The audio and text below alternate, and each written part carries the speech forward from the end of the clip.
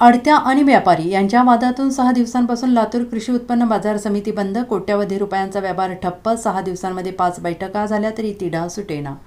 आडत्या आणि व्यापारी यांच्या वादातून गेल्या 6 दिवसांपासून लातूर कृषी उत्पन्न बाजार समिती बंद ठेवण्यात आलेली आहे आणि त्यामुळे दररोज होणारा कोट्यवधींचा रुपयांचा व्यवहार ठप्प झालेला आहे. व्यापाऱ्यांना दिलेल्या शेतमालाचे पैसे माफ झाले की मिळावीत आणि त्यांनी चेक द्यावा अशी मागणी आडत्यांनी केली आहे. तर पूर्वीच्या नियमाप्रमाणे 9व्या दिवशी चेक दिला जाईल हाच आमचा अंतिम निर्णय असल्याचं व्यापारी संघटनेनं स्पष्ट केलेलं आहे. त्यामुळे हा तिढा सुटावा म्हणून 6 दिवसामध्ये 5 बैठका घेण्यात आल्या, पण 5व्याही बैठकीला यश आलेलं नाही आणि त्यामुळे आता उद्या जिल्हा उपनिबंधकांच्या उपस्थितीत ही बैठक पार पडणार असल्याची माहिती मिळत आहे. त्यामुळे या बैठकीनंतर तरी बाजार समिती सुरू होणार का हे पाहावं लागणार आहे.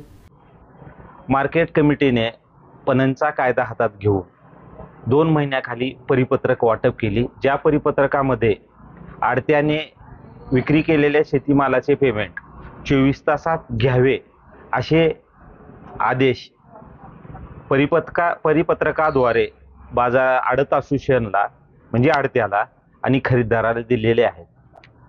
हे परिपत्रक येऊन कमीत कमी 2 महिने झाले, पण या पेरणीचा पिरियड असल्यामुळे आणि अशा ह्याच्यामध्ये बाजार बंद होऊ नये म्हणून आडत असोसिएशनने आणि आडते बांधवांनी ह्या परिपत्रकाची अंमलबजावणी ह्या 1 जुलैपासून केलेली आहे.